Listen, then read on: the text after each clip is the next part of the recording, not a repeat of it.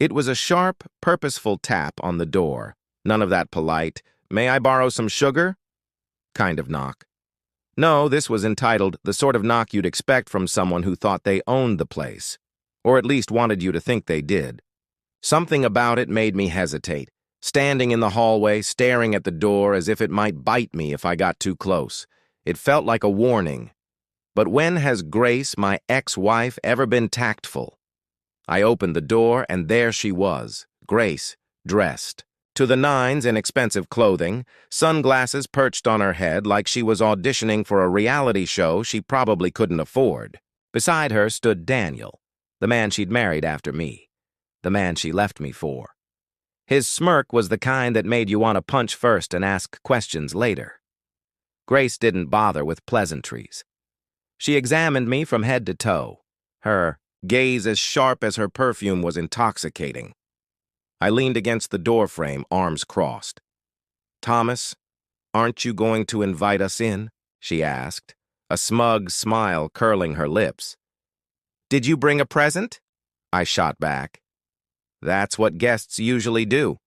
Her smile faltered, but she quickly recovered, flipping the charm switch to full blast. "We're here to talk," she said smoothly. "Not make small talk. Business." Daniel finally spoke, his voice dripping with faux sincerity. "We believe we have some legitimate rights to your father's inheritance. It's only fair we resolve this like adults, don't you think?" I couldn't help it.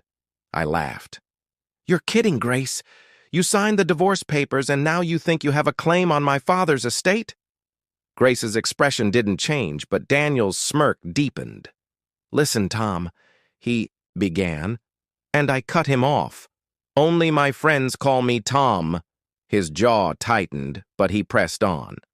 "Look, Grace was part of this family for years. She was worth millions to your father.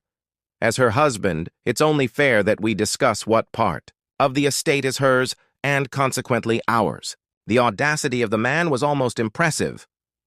"You're not getting a penny," I replied bluntly. Before I could escalate, a voice spoke from behind me. "Well, this is an interesting conversation." Eleanor, my lawyer, entered the room, her leather briefcase in one hand and a tablet in the other. She smiled, a calm, calculated expression that could cut through steel. "Thomas, won't you introduce me to your guests?" Grace's confidence flickered, while Daniel's smirk turned into something more uncertain. "Eleanor Price," she said smoothly, offering her hand. "Thomas's lawyer. And you must be Daniel, the one who thinks he can waltz in here and claim what isn't his." Daniel puffed up, but Eleanor didn't give him a chance to speak. "Grace," she continued, her tone razor-sharp, "you've been bold, I'll give you that. But stepping aside and letting Thomas get legal counsel was the smartest move you've made." Eleanor stepped into the doorway fully, opening her briefcase and pulling out a thick folder. "Your timing is perfect," she said, glancing at Grace and Daniel, "because I just so happen to have Mr. Harrison's will right here, and it explicitly outlines who does and does not have any claim to his estate." Daniel stepped forward, puffing his chest. "This isn't over," he said. "We'll see you in court if we have to." Eleanor smiled, a smile that was all teeth. "I'm counting on it." As Grace and Daniel retreated down the driveway, I slammed the door shut behind them. "Looking forward to it," I muttered under my breath. Eleanor was already unpacking more documents. "Well, that was entertaining," she said dryly. "But buckle up, Thomas. This is only the beginning." White's and Daniel's jaws tightened as whispers echoed across the room. The judge's sharp voice interrupted the murmurs. "Do you dispute that this is your voice, Mrs. Grace Mitchell?" Eleanor paused dramatically at the end of his gavel strike. Grace hesitated, then stammered.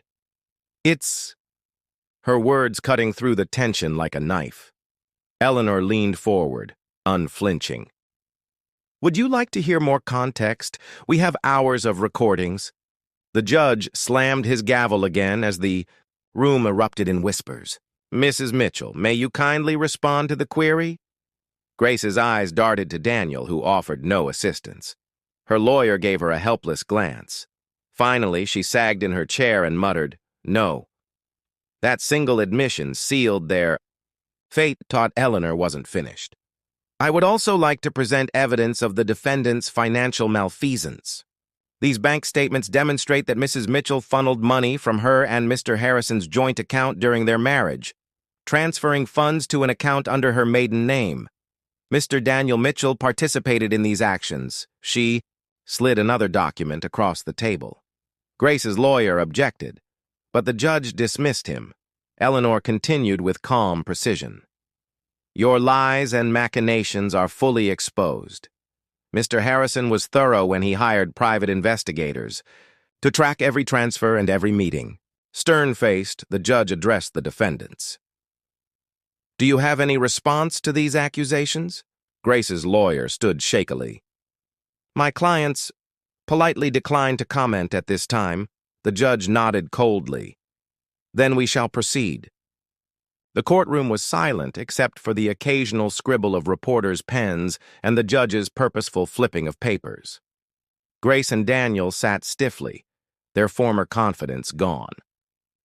When the prosecutor called me to the stand, I walked past them. Grace's eyes betrayed a flicker of panic, but Daniel refused to meet my gaze. "Please state your name for the court," the prosecutor instructed. "Thomas Harrison," I replied firmly. The prosecutor nodded. "And your connection to the defendants?" I glanced briefly at Grace and Daniel before answering. "Grace Mitchell is my former spouse and Daniel Mitchell is her current husband." "And during your marriage, did you observe anything regarding Mrs. Mitchell's behavior that might suggest financial malfeasance or manipulation?" I hesitated, not because I lacked words, but because I needed to steady myself. "Grace often withdrew large sums of money without explanation. Whenever I questioned her, she would dismiss it or give vague excuses. Did this pattern continue after your divorce?"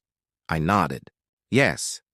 I later discovered that she transferred funds from our joint accounts while the divorce was pending, money that ended up in private accounts under her maiden name."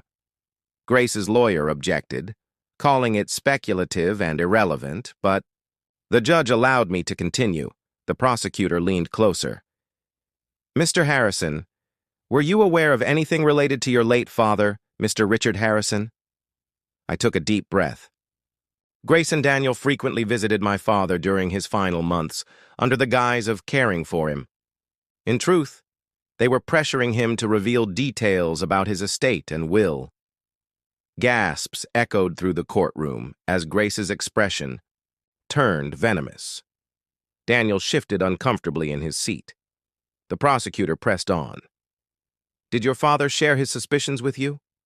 I nodded again. "Yes. My father was a perceptive man. He saw through their deception and even took notes. He hired private investigators to gather proof, photos, financial records, and even video footage of their actions." The prosecutor turned to the judge. "Your Honor, we would like to present this surveillance footage as evidence." The courtroom, screens lit up with the first video.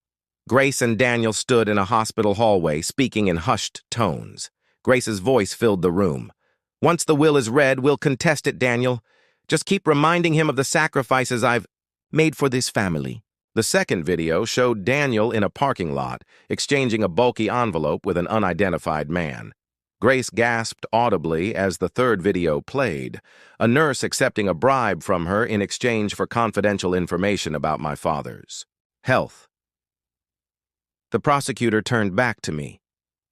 "Mr. Harrison, how has this situation affected you?" I exhaled deeply. Losing my father was devastating.